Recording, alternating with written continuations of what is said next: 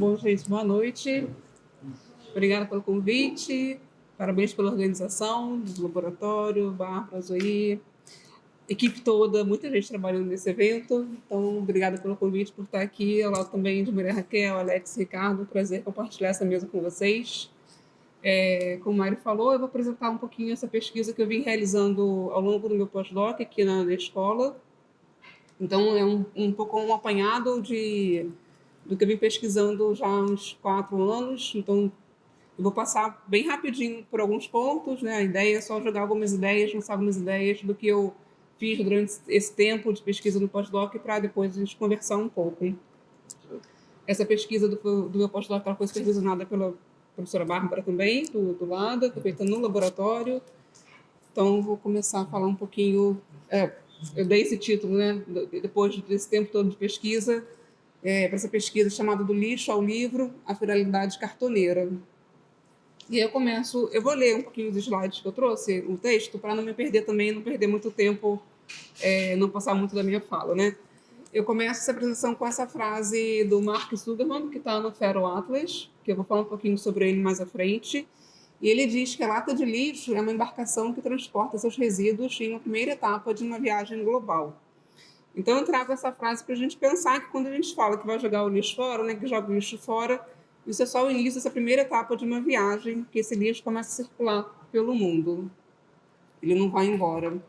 E aí eu achei, esse é um perfil que eu sigo lá no Instagram, é um perfil de um projeto italiano chamado Archeoplástica, é o perfil deles, e eles fazem coletas em praias na costa, no litoral italiano, da Itália, de, enfim, vários objetos que eles encontram largados, né, perdidos nas areias, no mar.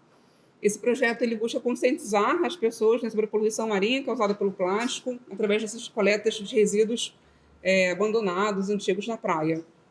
Então, nessas duas imagens, a gente tem esse frasco do Ajax, que ele data, a estimativa é que ele é de 65, né, pela propaganda, pelo anúncio que eles encontraram, e essa outra embalagem do protetor solar da Nivea, que eles também imaginam que seja do ano da década de 80, pelo fator de proteção, quando ainda não tinha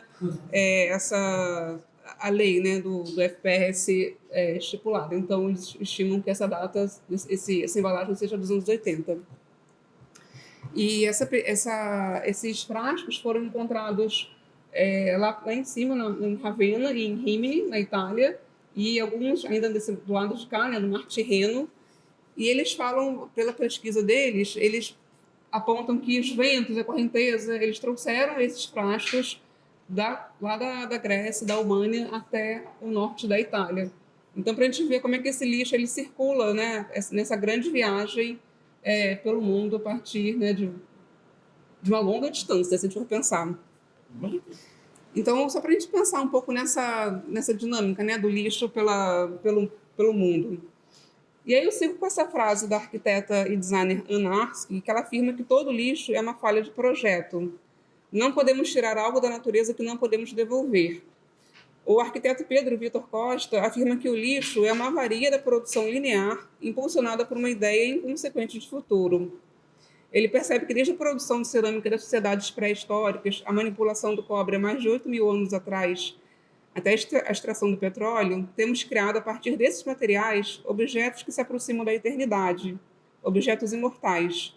Criamos coisas para o futuro, coisas que resultam de forma contraditória numa espécie de imponência do passado. O lixo é resíduo do futuro. E para a gente que na escola de design, acho que isso é uma questão bastante importante para a gente pensar no que a gente tem projetado e produzido também enquanto designer. Mas o meu interesse nessa pesquisa não é essa viagem global que o Mark Sugerman trouxe lá no Faro Atlas, mas pensar nessa viagem, nessa mudança de territórios que esses resíduos vão assumindo aqui dentro do nosso...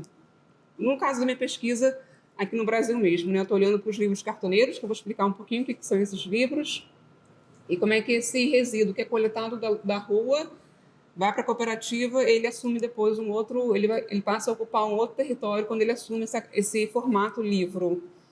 Então, meu interesse, né, eu estou mais focada nesse papelão, a partir do meu objeto, desse meu interesse de pesquisa no livro, eu estou olhando para o papelão que é coletado das ruas, e ele passa, então, a ocupar, ele sai da cooperativa e passa a ocupar feiras de publicação independente, bienais de arte, na forma do livro cartoneiro. E aí, o que são esses livros cartoneiros? Eu não sei se vocês conhecem, se alguém já... Bom, mas eu vou falar um pouquinho, porque todo mundo pode conhecer.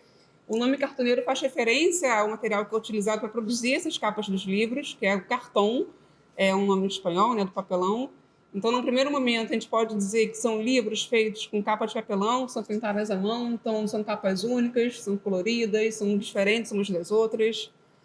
O papelão utilizado nessas capas ele é comprado diretamente de cooperativas de materiais recicláveis como forma de garantir uma valorização do trabalho do catador. Essa prática surgiu na Argentina, em 2001, após um período de enorme crise financeira, política e econômica mundial, inclusive, que gerou um aumento na taxa de pobreza, o aumento do trabalho informal e do desemprego. Essa crise aumentou o número de pessoas que se dedicaram a coletar o lixo urbano no centro da cidade de Buenos Aires, entre esses lixos, o papelão, né, o cartão, e outros materiais recicláveis, que são os cartoneiros, que a gente chama, né, que se chama na Argentina, e aqui a gente chama de catadores.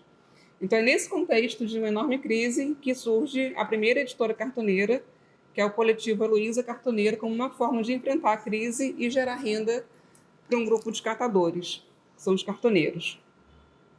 Esse primeiro núcleo foi formado pelo escritor Washington Concurto e os artistas Javier Barilauro e Fernanda Laguna, a fim de se manifestarem política e artisticamente, buscando alternativas viáveis para publicar livros que fossem acessíveis para uma população que sofria com a recessão.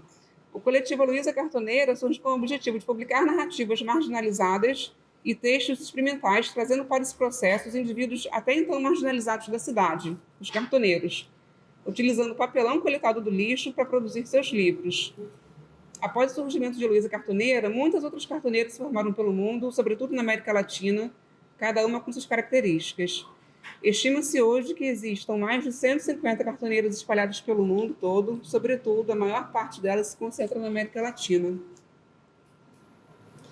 Aqui no Brasil, a primeira cartoneira surge em 2007, chamada Dulcinea Catadora, na cidade de São Paulo. O nome Dulcinea Catadora é relacionado a essa pessoa, a figura, né, da Maria Dulcinea Silva Santos. O coletivo leva o nome dela.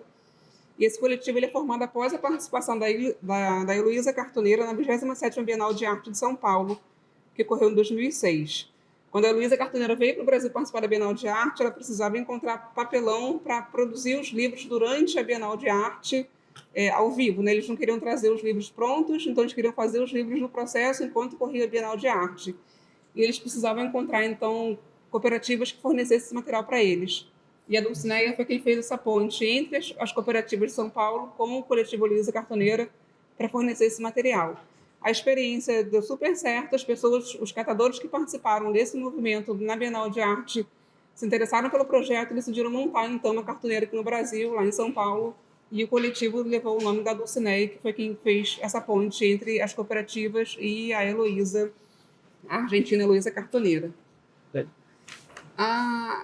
Esse coletivo, né, Dulcinea Catadora, é formado por essas 4 mulheres hoje, né, a Maria Aparecida Dias da Costa, ela é presidenta da cooperativa da Cooper Glicério, a Eminéia Silva Santos, a Andréia Ribeiro Emboava, ela é secretária e administradora da cooperativa, e a Lúcia Rosa, que é uma artista plástica. Além de outras parcerias que vão surgindo em cada um dos projetos que vão aparecendo, né, em cada um dos títulos, que vão aparecendo para esse coletivo. A Lúcia Rosa ela percebe que esse trabalho é um trabalho coletivo, do convívio nessa diferença, o lidar com o outro, com pensamentos diferentes, lidar com antagonismos de segmentos sociais muito diferentes. Ela destaca essa diferença do trabalho com esse coletivo, com esse grupo de pessoas tão diferentes. Agentes cartoneiras são formadas por uma multiplicidade de atores que envolvem artistas, catadores, escritores, o lixo, papelão, outros resíduos, o que proporciona uma troca muito rica entre todos os participantes, sendo eles humanos e não humanos. O fazer cartoneiro é baseado no fazer com outros, coletivamente, junto, com toda a multiplicidade de saberes. O livro cartoneiro é que emerge desse encontro caótico, uma articulação entre diferentes mundos. Então, é nesse sentido que eu estou relacionando essa prática cartoneira como uma prática assim, poética. E como a Bárbara também já falou, né, aqui no início desse encontro, esse termo simpoese a gente usa muito em relação, pelo que a gente leu, né, na Dona Haraway, ela diz que simpoese é uma palavra simples que significa fazer com. Simpoese é uma palavra apropriada para designar sistemas complexos, dinâmicos, responsivos e situados. É uma palavra para produzir mundos em companhia. Sim. A prática cartuneira tem a ênfase no que significa viver com os outros sem criar hierarquias de poder. É uma prática que está menos focada em encontrar respostas e mais interessada em realizar experimentos de estar com e principalmente questionando como funcionam coexistência e colaboração e os tipos de virtudes e capacidades nas quais eles confiam e cultivam. Enfim, essa pesquisa, né, eu estou falando do lixo ao livro, a feralidade cartuneira, então estou pensando também nessa prática como uma prática feral.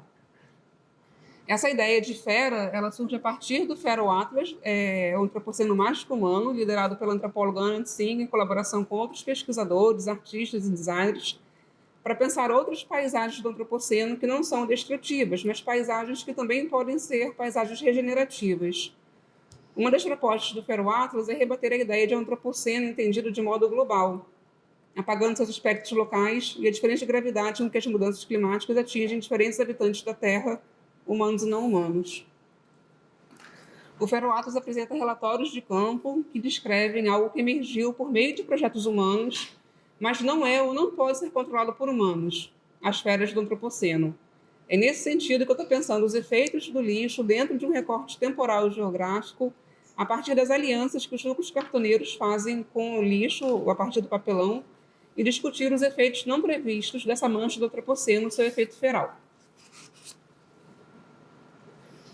Então, eu vou falar rapidinho sobre, né, a ideia, não é falar do Feroatlas, mas de entender essa prática cartoneira como uma prática feral, mas só para entender, né, de onde ele surge, esse Feroatlas está organizado nesses 3 eixos, que são os detonadores do antropoceno, os tipos e as qualidades ferais.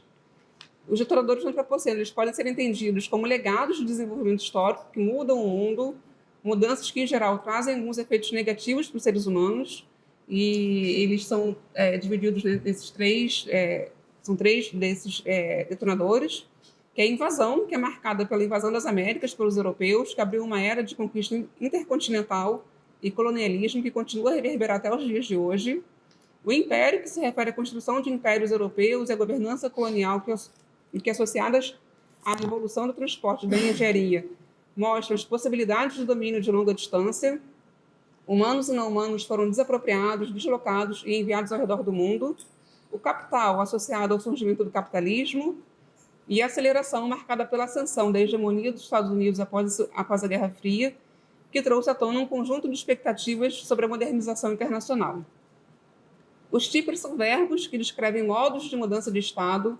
Eles demarcam uma ação pela qual as águas, terras e ares foram transformados por efeitos e eventos ferais, uma mudança nas paisagens, como, por exemplo, a substituição de florestas pelas plantações. Os tipos identificados no Feroatlas são esses que eu sinalizei aí, amontoar, pegar, enredar, esvaziar, canalizar, queimar, aumentar ou diminuir a velocidade, enfim. São verbos que aparecem a partir desses relatórios de pesquisa de campo que são apresentados no Atlas. Esses verbos, eles também, a partir de cada pesquisa, você pode incluir um verbo novo que tenha relação com a sua pesquisa, com o seu relatório de campo. Esses são os que aparecem entre os mais de 70 relatórios que tem no Atlas. As qualidades ferais se referem ao desenvolvimento de atividades não humanos propiciadas por projetos humanos, sejam eles intencionais ou não. Através desse eixo, é possível entrelaçar histórias humanas e não humanas e compreender como a feralidade do antropoceno se espalha. São 10 qualidades ferais que aparecem no Feroatlas. Entre elas estão os passageiros clandestinos da era industrial, gosto de perturbação humana, incontível, parceiros, ambiente tóxico, cresce em condições de plantation, acelerado pelas mudanças climáticas, efeitos de legado, superpoderes e criaturas da conquista. Todas as palavras elas são explicadas em cada um dos relatórios, então eu vou aqui trazer para a minha pesquisa como é que eu estou pensando a prática cartoneira como uma prática feral. Então, entendendo que esse feral, né, ele pode ser traduzido no inglês como uma coisa selvagem, algo não domesticado, mas também ele descreve agentes que escaparam do controle humano, né? Mas que ao mesmo tempo surgiram a partir de ações humanas. Esses agentes gerais mostram como as infraestruturas humanas elas produzem consequências imprevisíveis e muitas vezes destrutivas, mas que também podem ser regenerativas, como está pensando a prática cartoneira. Então, essa estrutura que está dividida o Fero Atlas, pensando a partir da prática cartoneira, a gente pode identificar como detonador do antropoceno o capital. Essa prática, como eu falei, ela surge a partir de uma crise que ocorreu na Argentina em 2001, uma crise econômica como estopim para a formação dessa prática, desses coletivos cartoneiros. O tipo desses verbos, como pegar e canalizar, eles podem ser compreendidos a partir do recolhimento do lixo nas ruas e sua canalização para um projeto editorial que dá voz a escritores à margem do mercado editorial hegemônico e que possibilita que outras histórias sejam contadas. E as qualidades ferais, eu identifiquei 3 qualidades, sendo elas o ambiente tóxico, acelerado pelas mudanças climáticas e efeitos de legado, que se refere ao ambiente da cooperativa de material reciclado, o seu poder de contaminação para a formação de outros núcleos cartoneiros, além de toda a quantidade de lixo coletado e transformado diariamente. Os efeitos de legado podem ser associados tanto aos processos de coletivização, quanto ao seu poder de contaminação e formação de outros núcleos cartoneiros, além da transformação não só do lixo em livro, mas da relação dos catadores com a sociedade. Então, deu 15 minutos. Tá. Então, a partir disso, eu comecei a pensar o livro cartoneiro como uma prática de sustentabilidade social, ambiental, epistemológica e econômica. Fazendo também referência a Donna Haraway, que ela chama de responsibility, um tipo de responsabilidade que se conjuga com uma capacidade de responder e reagir de maneira consequente aos acontecimentos. Essa responsabilidade seria, então, a habilidade de dar respostas aos desafios sociais contemporâneos, como as catástrofes sociais e ambientais, um saber e um fazer coletivos. Podemos pensar a prática cartoneira como uma sustentabilidade social a partir da forma como escolhemos desperdiçar ou reintroduzir tanto os nossos excedentes materiais como humanos. Isso é pertinente quando a gente fala da parte material, né, o cartão, o papelão, mas também é bastante polêmico e desestabilizante pensar quando isso se dirige à parte humana, os catadores ou cartoneiros. O livro é o que possibilita essas catadoras de transpassarem os muros da cooperativa e ocuparem lugares na cidade. À medida que essas catadoras e esse trabalho do livro com capa chapelão ocupam esses lugares da cidade, se instaura a possibilidade de convívio, de diálogo desse segmento que é invisível com outros segmentos sociais. O livro com capa de chapelão faz esse papel de ponte, ele promove o diálogo. A sustentabilidade... Está acabando, gente. Está acabando. A sustentabilidade ambiental é mais fácil de perceber pela reutilização do papelão, que após descartado, volta a ser reinserido no ciclo produtivo. Mas também é importante destacar que das 18 mil toneladas de lixo produzidas diariamente na cidade de São Paulo, somente 1% é reciclado. A sustentabilidade epistemológica se dá a partir da abertura para vozes e narrativas que são invisibilizadas no mercado hegemônico. Os núcleos cartoneiros estão comprometidos com a produção e publicação de livros, alimentada pelas vozes amordaçadas pela história tradicional e pelas amarras do mercado editorial comercial, seletivo e elitizado. E, por fim, a sustentabilidade econômica está no objetivo primeiro do coletivo, no caso, falando da Dulcinea Catadora, que é gerar renda para os catadores que participam do coletivo. Além do envolvimento com a produção do livro, o coletivo promove uma série de oficinas no Brasil e no mundo, a fim de incentivar a formação de novos núcleos cartoneiros, além de gerar renda para o próprio coletivo e para os catadores que participam. Então, ao invés de pensar em uma reciclagem, eu estou pensando em uma sustentabilidade, que seria essa capacidade de sustentar mundos, vidas e narrativas. Obrigada, gente.